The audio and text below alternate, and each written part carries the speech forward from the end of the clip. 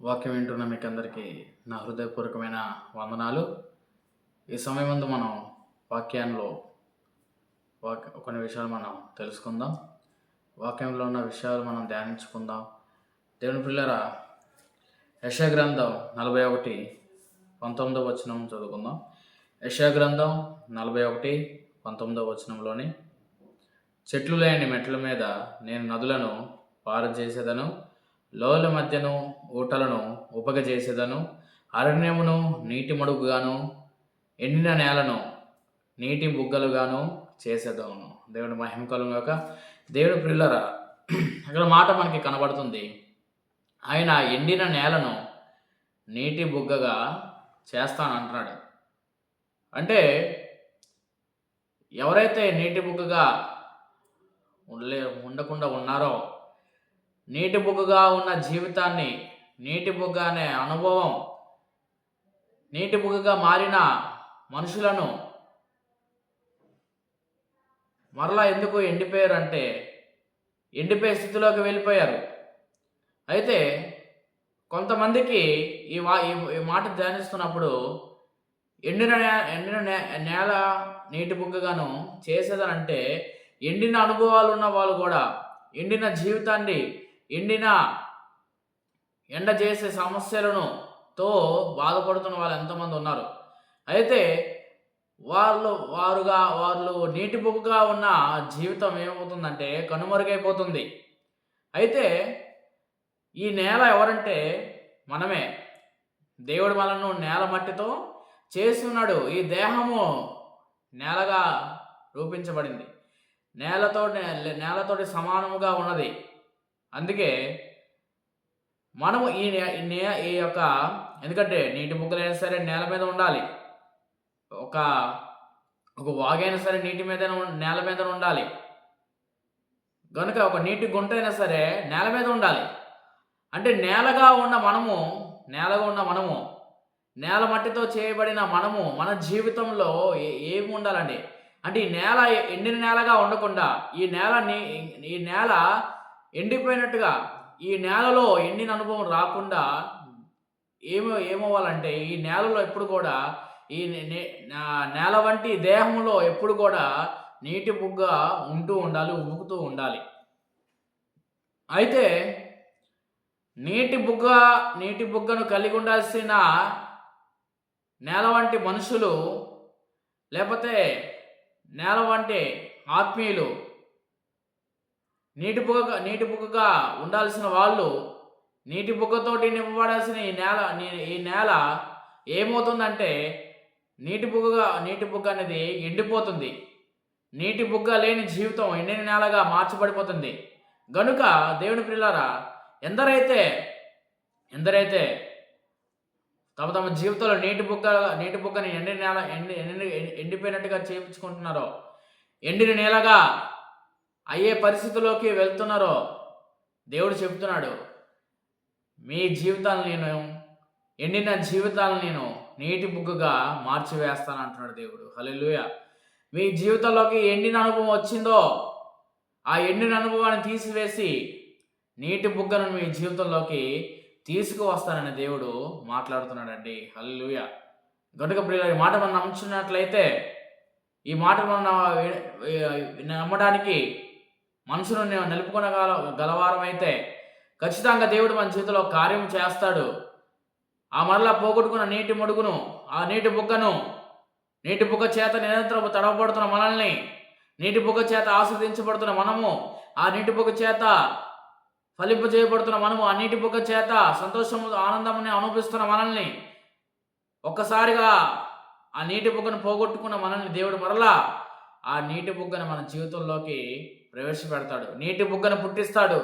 నీటి బుగ్గను కలుగు చేస్తాడు మన జీవితంలోని. అయితే ఆ నీటి బుగ్గగా మారుటకు మనం ఏం చేయాలి? నీటి బుగ్గగా మారుటకు ఏం చేయాలి అని మీరు ధ్యానించుకున్నట్లయితే చూడండి, కొన్ని నేల కనబడుతుంది. చూడండి పిల్లరా, ఇర్మియా గ్రంథం 14వ అధ్యాయం, ఇర్మియా గ్రంథం 14వ అధ్యాయం 4వ వచనం చదువుకుందాం. ఇర్మియా గ్రంథం 14వ అధ్యాయం 4వ వచనం చదువుకుందాం. దేశములో వర్షము కురవక పోయినందున నేల చీలున్నది గనుక సేద్యం చేయవారు సిగ్గుపడి తలలు కప్పుకొనుచున్నారు. దేవుని పిల్లరా, ఇక్కడ ఇంకో నేల కనబడుతుంది. ఏ నేల అంటే చీలిపోయిన నేల.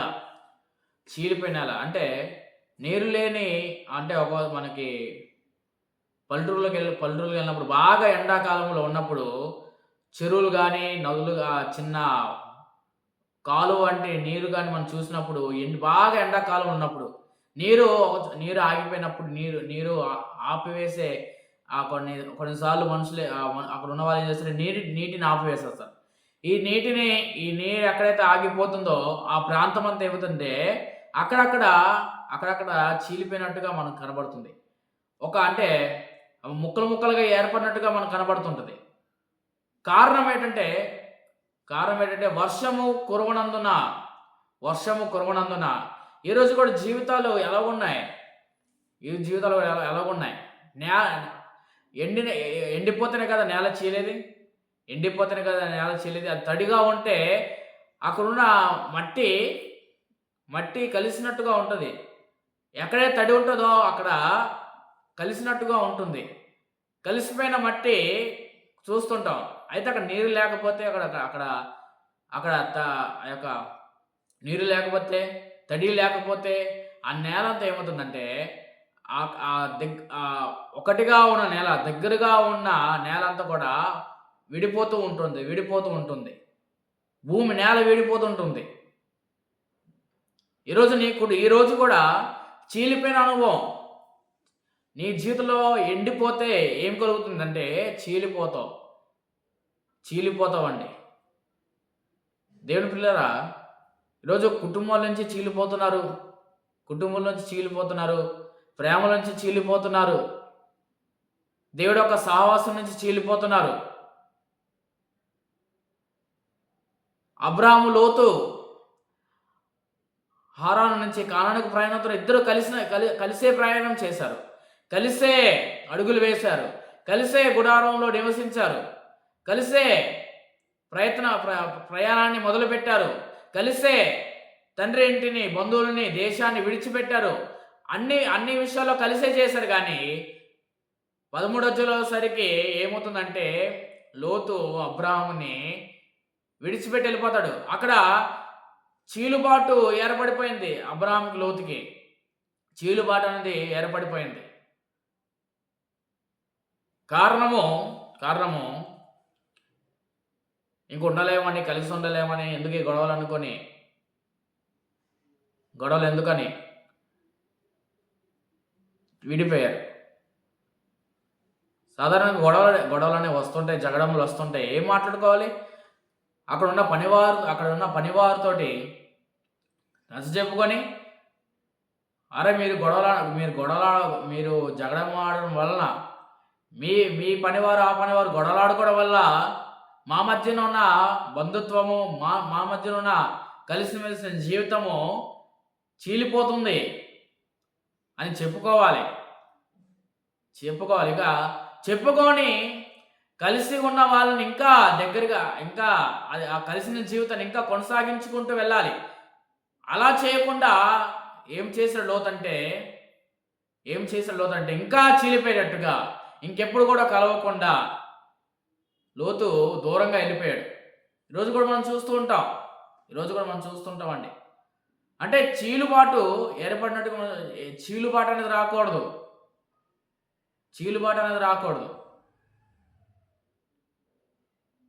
ఏదైనా పేపర్కో కానీ లేకపోతే మార్కెట్కి వెళ్ళినప్పుడు కూరగాయల సంచి తీసుకుంటాం, కవర్ తీసుకెళ్తుంటాం. చిన్న చీలుబాటు ఏర్పడుతుంది. కవర్కి కింద కావచ్చు, ఎక్కడైనా కావచ్చు. ఏర్పాటు పడినప్పుడు ఆ చీలు అనేది ఇంకా పెద్దది చేసుకుంటారు. ఎవరైనా దగ్గర ఉన్న కవర్ని ఇంత చిన్న రంధ్రం ఏర్పడినప్పుడు అది ఇంకా విడిపోయేటట్టుగా ఎవరైనా చేసుకుంటారా? అలాగా చీలిపోతే ఏమవుతుంది? ఆ కవర్లో ఉన్నవన్నీ కూడా పడిపోతాయి. అంటే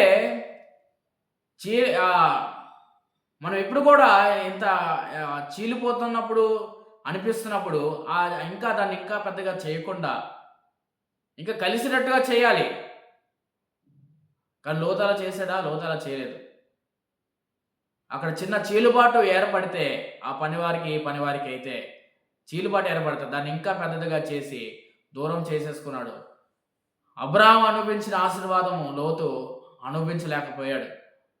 గనుక ప్రియులారా, ఇలాగా చీలిపోవాలనుకుంటున్నావా? దేవుడి ఆశీర్వాదాల నుంచి, దీవెనల నుంచి, దేవుడి యొక్క వాగ్దానాల నుంచి చీలిపోవాలనుకుంటున్నావా? ఆ చీలుబాటుని ఇంకా పెద్దగా చేసుకోవాలనుకుంటున్నావా? కనుక నువ్వు మనుషులతో చీలుబాటు కాదు, దేవుడి దీవెనలకు, ఆశీర్వాదాలకు, దేవుడి యొక్క కార్యాలకు నీవు చీలుబాటుని ఏర్పాటు చేసుకుంటున్నావు. అటువంటి దుస్థితి అన్న పరిస్థితి మనకి రాకూడదంటే, ఆ చీలుబాటు రాకుండా ఉండాలంటే మనలో ఏముండాలంటే నీటి బుగ్గ అనేది ఏర్పడాలి. నీటి బుగ్గగా ఎప్పుడు కూడా ఉబుకుతూ ఉండాలి. అలా ఉబుకుతున్న నేల ఏమవుతుందంటే ఎప్పుడు తడిగా ఉంటుంది, ఎప్పుడో నేల కలిసినట్టుగానే ఎప్పుడూ ఉంటుంది. ఆ నేల ఎప్పుడు కూడా చీలిపోదు. ఈ నీటి బుగ్గ ఎప్పుడు కూడా ఆ నేలను తడుపుతూ ఉంటుంది. మీరు గమనించట్లయితే దేశంలో వర్షము కురవకపోయినందున, వర్షం అంటే ఏంటంటే మనకు అర్థమైనట్టుగా వర్షాన్ని దేనికి సాదృశ్యం అంటే చూడండి, ద్వితీయోపదేశకాండం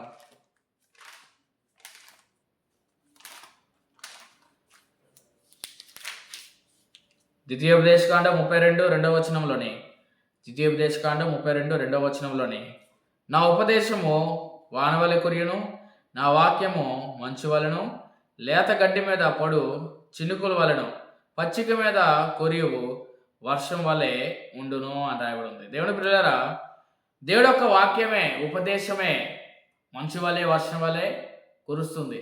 లేత గడ్డి మీద చినుకు వలె ఉంటుంది. దేవుడు వాక్యము వర్షంతో పోల్చబడి ఉంది.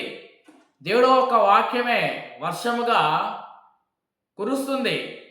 అయితే ఈ వర్షం ఎలా కురుస్తుందో, మనకి వర్షాకాలంలో వర్షం కురిసినట్టుగా వాక్యం కురుస్తుందా? కాదు.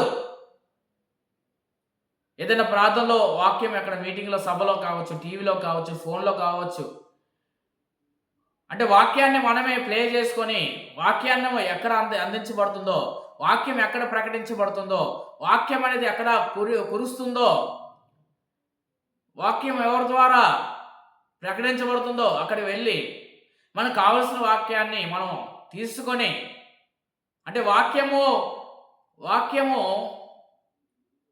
ప్రకటించబడుతున్నప్పుడు, వాక్య రూపంగా, వర్షం రూపంగా వాక్యము కురిపించబడుతున్నప్పుడు నీవు ఆ వాక్యాన్ని ఏం చేయాలి? నేలగా చేయబడిన నీవు ఎండిన నేలగా అవ్వకుండా నీటి బుగ్గగా నువ్వు మారాలంటే ఆ వర్షం వలె ఉన్న వాక్యాన్ని నీవు తీసుకోవాలి. దేవుడి పిల్లారా, వాక్యము చూడండి, ఇప్పుడు సిమెంట్ వేసిన రోడ్ల మీద వర్షం పడితే ఆ వర్షం నీళ్ళు ఉంటుందా? ఉండదు. ఆ వర్షం నీళ్ళు ఎక్కడికి వెళ్ళిపోతుంది? కాలువలోకి వెళ్ళిపోతాయి. ఈ వర్షం నీళ్ళు ఆ కాలువ నీళ్ళు రెండు ఒకటే అయిపోతాయి.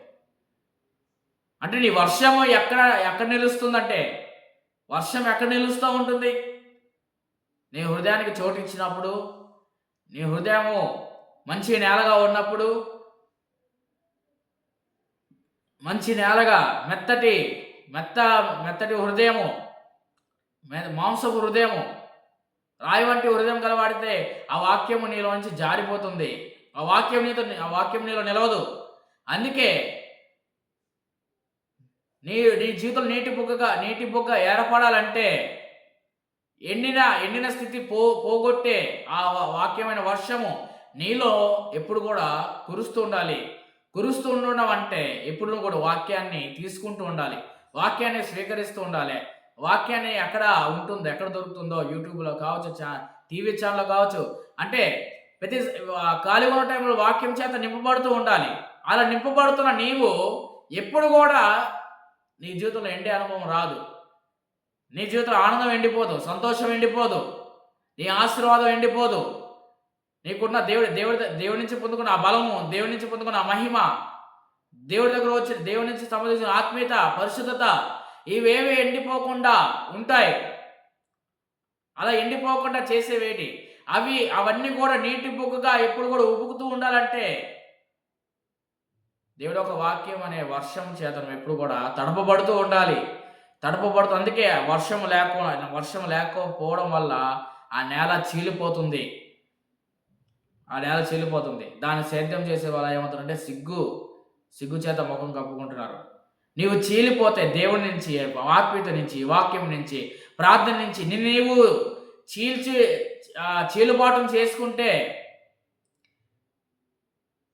చీలుబాటు చేసుకున్న వాడిగా ఉంటే ఏమవుతుందంటే నీకు సిగ్గు అనేది కలుగుతుంది, సిగ్గు అనేది ఏర్పడుతుంది. ఆయన నమ్మిన వారు ఎప్పుడు కూడా సిగ్గుపరచడు దేవుడు. ఆయన మీద ఆధారపడిన వారు ఎప్పుడు కూడా సిగ్గుపరచడు. గనుక సిగ్గెందుకు తెచ్చుకోవాలి? సిగ్గు చేత ఎందుకు నీవు బాధపడుతూ ఉండాలి? గనుక సిగ్గును తెచ్చే ఆ ఎండిన స్థితి నీలోకి రానికుండా మనము జాగ్రత్త పడేవారంగా ఉండాలి. దేవుని ప్రియుల ఒక ఇంకో విషయం నేను జ్ఞాపకం చేసుకుందాం. చూడండి, నిర్గమకాండం 2వ అధ్యాయం 23వ వచనంలోని, నిర్గమకాండం 2వ అధ్యాయం 23వ వచనంలోని, అలాగున అనేక దినములు జరిగిన మీదట ఐగుప్తురాజు చనిపోయాను. ఇశ్రాయేలీయులు తాము చేర్చిన వెట్టి పనులు బట్టి నిట్టూర్పులు విడుచుచు మొరపెట్టుచుండగా తమ వెట్టి పనులు బట్టి వారు పెట్టిన మొర దేవుని వద్దకి చేరెను అని రాయబడింది. దేవుడి పిల్లల దగ్గర ఇశ్రాయేలు ప్రజలు మనకి కనబడుతున్నారు. వాళ్ళు ఐగుప్తు ప్రాంతంలో ఉండి ఐగుప్తుల యొక్క వెట్టి పనులు చేస్తూ ఎంతో కఠిన సేవ అనుభవిస్తూ ఎంతో బాధించబడుతున్నారు. పనులు చేయలేక, బలము చాలక, నిద్ర లేక, శరీరం సహకరించకపోయినా కూడా ఎంతో కష్టంతో చేస్తున్నారు. అంటే ఇంత బాధపడుతున్నా కూడా చీల్చే దేవుని నుంచి చీల్చే శ్రమలు వచ్చినా కూడా చీలబాటును పుట్టించే అటువంటి పరిస్థితులు వచ్చినా కూడా ఏమాత్రం కూడా దేవునికి మొరపెట్టము ఆపలేదండి. అంటే మీరు గమనించినట్లయితే శ్రమలతో కలిసి ఉన్న వీళ్ళు శ్రమలతోటే బ్రతుకుతున్న వీళ్ళు దేవునితో ఎప్పుడు కూడా విడిపోలేదు. దేవునితో చీలబాటు ఎప్పుడు కూడా కలుగు చేసుకోలేదు. అంత ఇబ్బందులో కూడా ప్రార్థనతో ఉన్నారు. అంత ఇబ్బందులో కూడా దేవుని వైపు చూస్తున్నారు. అంత ఇబ్బందులో కూడా దేవునికి మొరపెడుతున్నారు. అంత వెట్టి చాకరీ చేస్తున్నా కూడా దేవునితో కలిసి ఉన్నారు. ఈరోజు అంటే మన జీవితంలో మనం కలిగి ఉన్న నీటి బుగ్గని ఎండగొట్టాలని, ఎండిపోయేటట్టుగా చేయాలని అపవాది ఏం చేస్తారంటే రకరకాల శ్రమలు, రకరకాల ఇబ్బందులు మనలో కలుగు చేసి దేవుని చేత పొందుకున్న నీటి బుగ్గను ఎలాగైనా సరే ఎండగొట్టాలని ప్రయత్నాలు చేసినప్పటికీ కూడా మన జీవితంలో ఏం కలుగు చేసుకోకూడదంటే ఎండిన నేలను కలుగు చేసుకోకూడదు. ఆ ఎండిన నేల ఎప్పుడైతే వస్తుందో చీలుబాటు అనేది దేవునికి మనకి ఏర్పాటు అవుతుంది. వీళ్ళు ఏం చేస్తున్నారంటే ఆ శ్రమ వల్ల దేవునికి వాళ్ళకి చీలుబాటు రాకుండా దేవునితో కలిసినట్టుగా మనం చూస్తాం. ప్రార్థన అనేది అక్కడ ప్రార్థన అనే నీటి బుగ్గ అక్కడ ఉబుకుతూ ఉన్నది. నీటి బుగ్గ అనేది వాళ్ళు సంపాదించుకుని ఉన్నారు. గనుక ప్రియులరా, అందుకే ఐగుప్తు నుంచి వాళ్ళు విడుదల పొందారు. గొప్ప కార్యాలు చేశాడు దేవుడు. ఐగుప్తు శ్రమ నుంచి, ఆ వెట్టి పనుల నుంచి విడుదలిచ్చి మంచి ఆశీర్వాదం గల స్థలానికి వాళ్ళు తీసుకొని పోయబడ్డారు. దేవుని పిల్లరా, అట్టి మంచి నీటి బుగ్గగా మనం మార్చబడే వారంగా ఉండాలి. ఇంకో మాట మనం ధ్యానించుకుందాం. చూడండి, ఇర్మియా గ్రంథం 17వ అధ్యాయం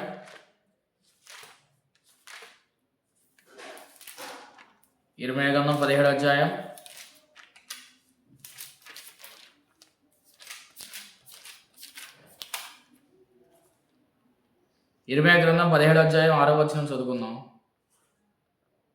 వాడు ఎడారులోను అరువ వృక్షము వలె ఉండును, మేలు వచ్చినప్పుడు అది వానికి కనబడదు.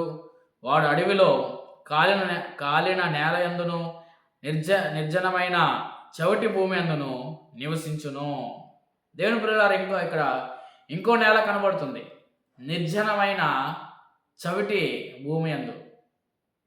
చవిటి భూమి మనకు తెలుసు కదండి, దేనికి పనికిరాని నేల, దేనికి ఉపయోగపడని నేల.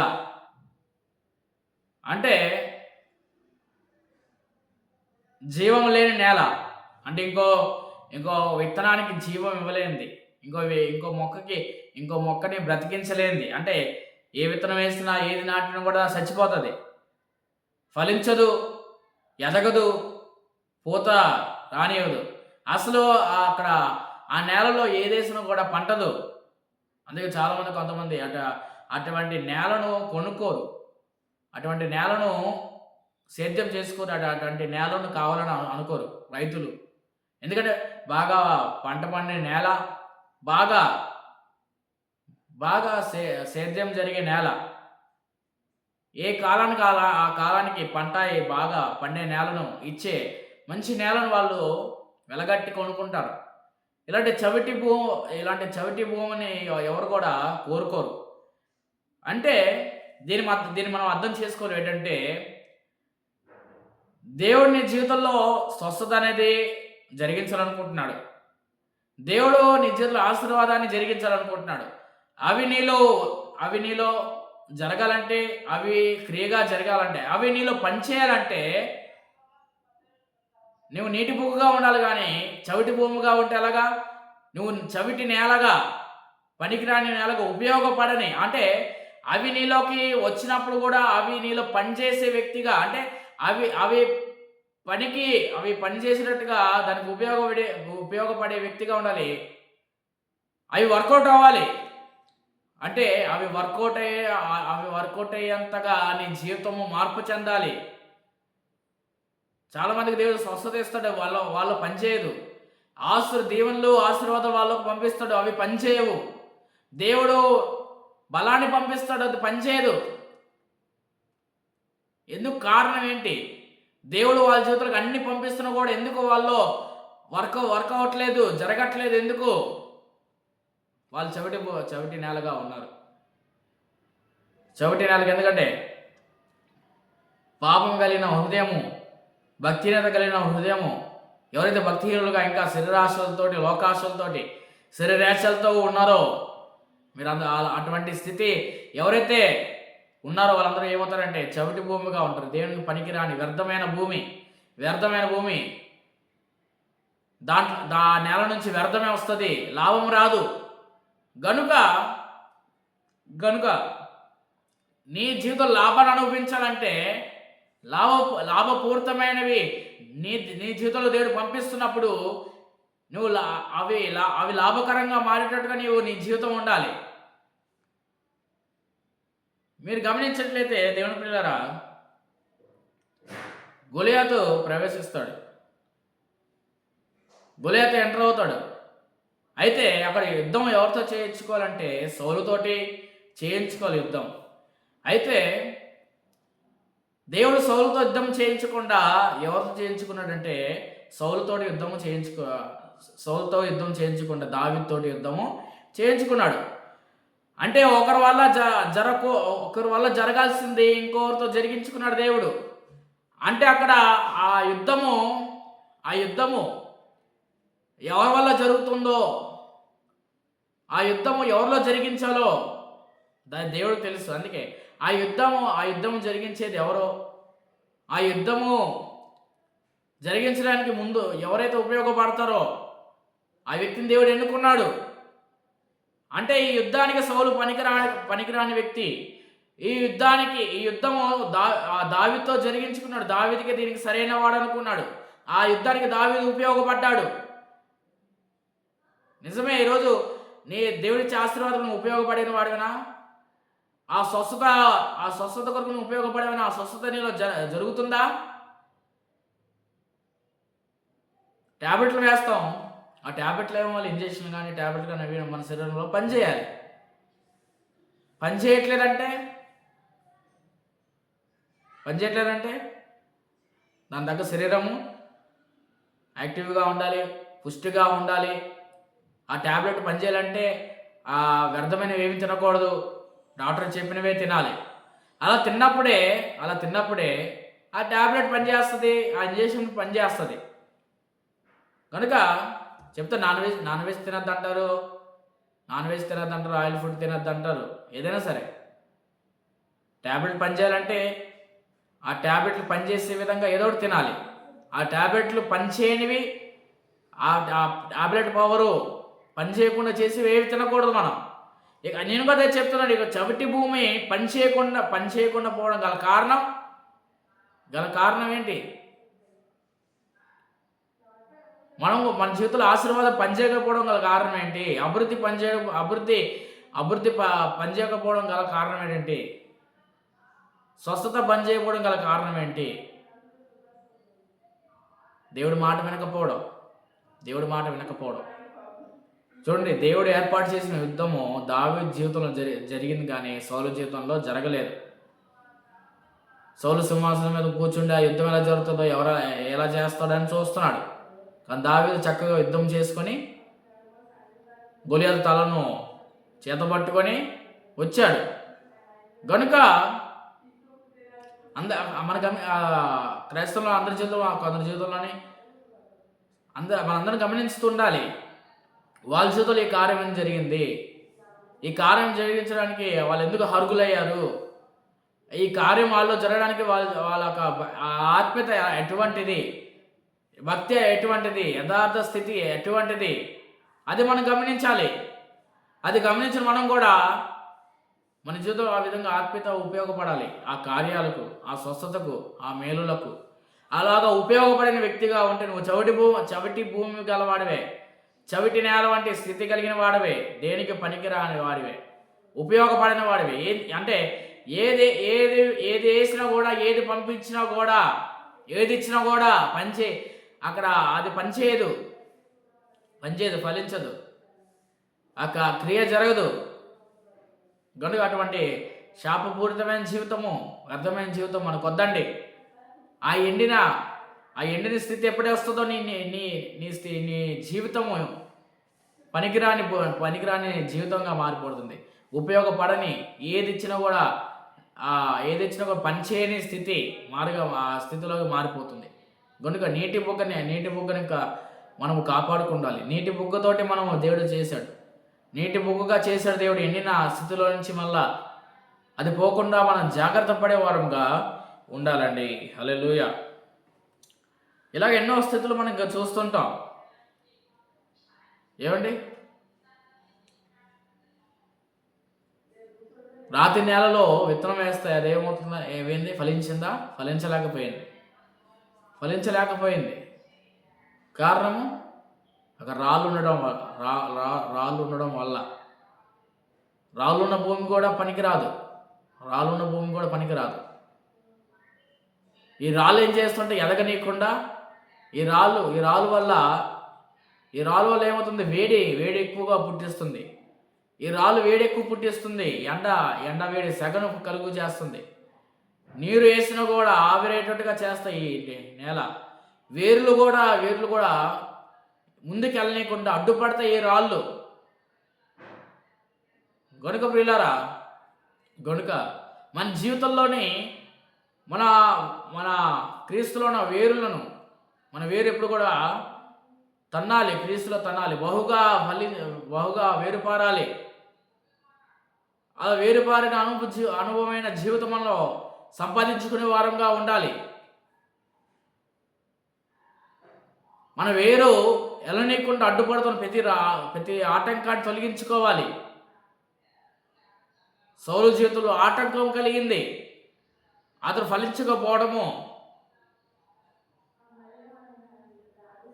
మాట వినకపోవడం, తిరుగుబాటు, విరోధము, ఆ దేవుని విసర్జించడము, ఇవన్నీ కూడా అడ్డుపడ్డాయి దేవుడి ఆశీర్వాదాలకి, దేవుడి దీవెనలకి, దేవుడి విజయాలకి, దేవుడి సహాయములకు.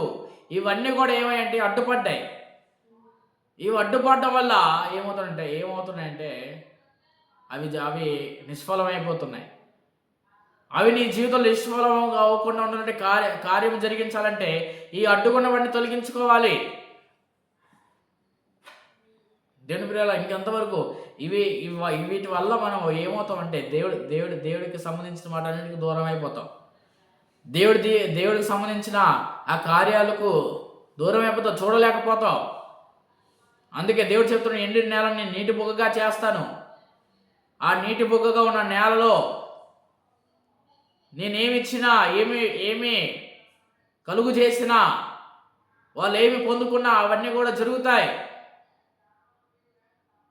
ఎందుకంటే ఆ నీటి బుగ్గ ఏం చేస్తుందంటే ఎండిన నేల రానికుండా, ఎండిన అనుభవం రానికుండా ఎప్పుడు కూడా తడుపుతూ ఉంటుంది.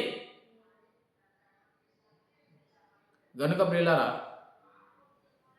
దేవుడు ఇచ్చిన ఆ నీటి బుగ్గను మనం కాపాడుకున్న వారంగా ఉండాలి. నేలగా చేసిన మనల్ని, ఈ నేలగా ఉన్న మనలో నీటి బుగ్గ అనేది తడవబడుతున్న అనుభవాలతోటి మనం ఉంటూ మెత్తని జీవితం కలిగిన వారుగా ఉంటూ వాక్యము ఏ వాక్యం విన్నా, ఏ వచనమైనా సరే, ఏ వాగ్దానమైనా సరే మనలో ఫలించి ఆ వాక్యమును దేవుని అనుభవించే స్థితిలోకి మనము వెళ్ళేటట్టుగా మనము చేసుకుందాం. దేవుడి మాటలు మన హృదయాల్లో ఫలింపజేయును గాక.